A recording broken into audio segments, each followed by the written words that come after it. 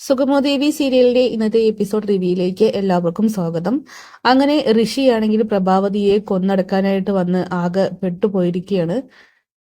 ദേവികയാണെങ്കിൽ അവനെ രക്ഷിക്കാനായിട്ട് ശ്രമിക്കുന്നുണ്ട്. ഋഷിക്ക് പെട്ടെന്ന് തന്നെ വയ്യാതാവുകയും അവർ മരുന്നും മറ്റൊക്കെ തന്നെ കൊടുക്കുന്നുണ്ട്. എന്നിട്ട് എന്തിനാ നീ ഇങ്ങോട്ട് വന്നെന്ന് ചോദിക്കുമ്പോൾ, ഞാൻ ആ പ്രഭാവതിയെ കാണാനായിട്ട് വന്നതാണ്. നിനക്കെതിരെ മത്സരിക്കുന്ന അവർ വിജയിക്കാനായിട്ട് പാടില്ല. അവരെ ജീവനോടെ വിട്ടാൽ ഉറപ്പായിട്ടും അവർ മത്സരിക്കും. അതുകൊണ്ട് കൊന്നു തള്ളണം എന്നൊക്കെ പറയുമ്പോൾ ദേവികയാണെങ്കിൽ ആകെ ഷോക്കാവുകയാണ്. ഋഷി ഇപ്പൊ നീ ഇവിടെ നിന്ന് പെട്ടെന്ന് പോവാൻ നോക്കുന്നൊക്കെ പറയുന്നുണ്ട്. ഈ സമയം കൊണ്ട് രജനിയാണെങ്കിൽ എല്ലാവരെയും വിളിച്ചു വരുത്തുന്നുണ്ട്. പോലീസും മീഡിയാസും ഒക്കെ തന്നെ അവിടേക്ക് എത്തുകയാണ്.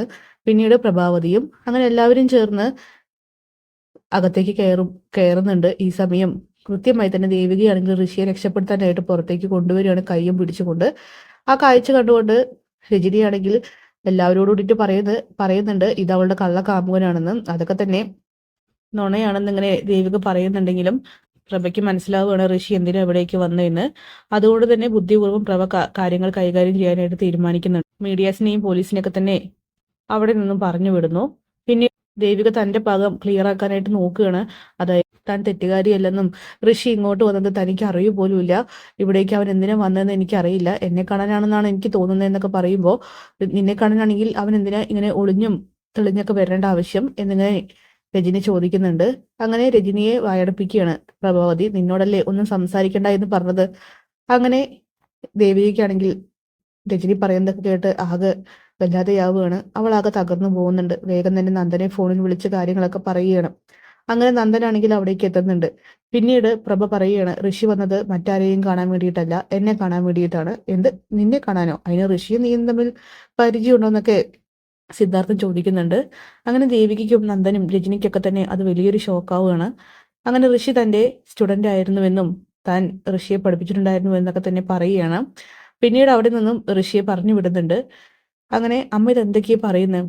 അതെ, അവൻ വന്നത് എന്നെ കാണാൻ വേണ്ടിയിട്ടാണ്, അവൻ എന്നോട് പറഞ്ഞിട്ടാണ് വന്നതെന്നൊക്കെ പ്രഭാവതിയാണെങ്കിൽ കാര്യങ്ങൾ ഒളിച്ചും മറച്ചൊക്കെ തന്നെ തുറന്നു പറയുകയാണ്. പക്ഷേ വ്യക്തമായി പറയാത്തത് കൊണ്ട് തന്നെ ആർക്കും ഒന്നും അങ്ങോട്ട് മനസ്സിലാവുന്നില്ല.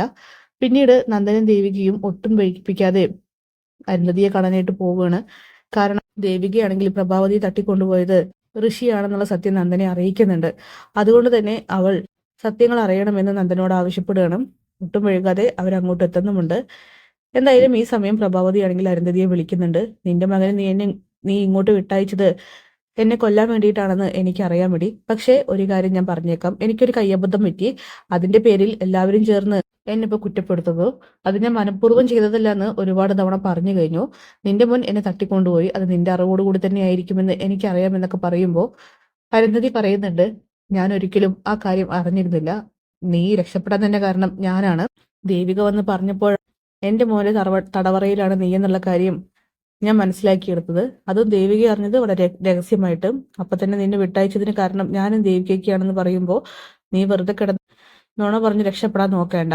ഒരു കാര്യം ഞാൻ പറയാം അരുന്ധതി, പ്രഭാവതി ആരാണെന്ന് മറ്റാരേക്കാളും ഋഷിക്കും നിനക്കും ഒക്കെ തന്നെ അറിയാം.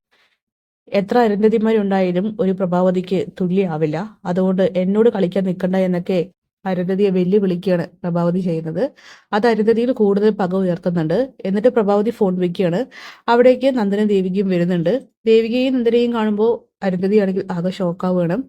അങ്ങനെ ദേവിക ചോദിക്കുകയാണ്, എന്താ മേഡം, എന്താ ഇതൊക്കെ നടക്കുന്നത്? അമ്മയെ എന്തിനാ ഋഷി തട്ടിക്കൊണ്ടുപോയത്? എനിക്കൊരു കാര്യത്തിൽ ഉറപ്പുണ്ട്, ഋഷിക്ക് ഞാൻ മത്സരിക്കുന്നതിൽ അമ്മയോടുള്ള ദേഷ്യം മാത്രമല്ല, മറ്റെന്തൊക്കെയോ പ്രശ്നങ്ങൾ ഇതിനിടയിലുണ്ട്.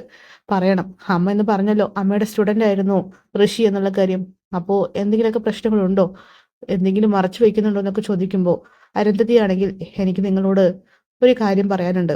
ഞങ്ങളുടെ, അതായത് എന്റെയും ഋഷിയുടെയും പ്രധാന ശത്രു നിങ്ങളുടെ അമ്മ പ്രഭാവതിയാണ്. അവർ കാരണം കൊണ്ടാണ് ഋഷിക്ക് ഈ അവസ്ഥയുണ്ടായത്. അങ്ങനെ ലീയെക്കുറിച്ചും മറ്റൊക്കെ തന്നെ വളരെ വിശദമായി തന്നെ കാര്യങ്ങൾ നന്ദനെയും ദേവികയെയും ബോധ്യപ്പെടുത്തുകയാണ്. പ്രഭാവതി നിങ്ങൾ കാണുന്ന പ്രഭാവതിയല്ല, ക്രൂരയായിട്ടുള്ള ഒരു മനസ്സുള്ള സ്ത്രീയാണ്. അവർ ഒന്നിനും മടിക്കില്ല എന്നൊക്കെ ഇങ്ങനെ പറയുന്നുണ്ട്. എന്തായാലും ദേവിക്ക് നന്ദനും കാര്യങ്ങളൊക്കെ തന്നെ വ്യക്തമായിട്ട് മനസ്സിലാവുകയാണ്. അപ്പോൾ ഇനി കാര്യങ്ങൾ അല്ലെങ്കിൽ കളികൾ മാറ്റം വരും. അപ്പൊ കാത്തിരിക്കാൻ നമുക്ക് കിടിലൻ എപ്പിസോഡ്സിനായിട്ട്. ബൈ.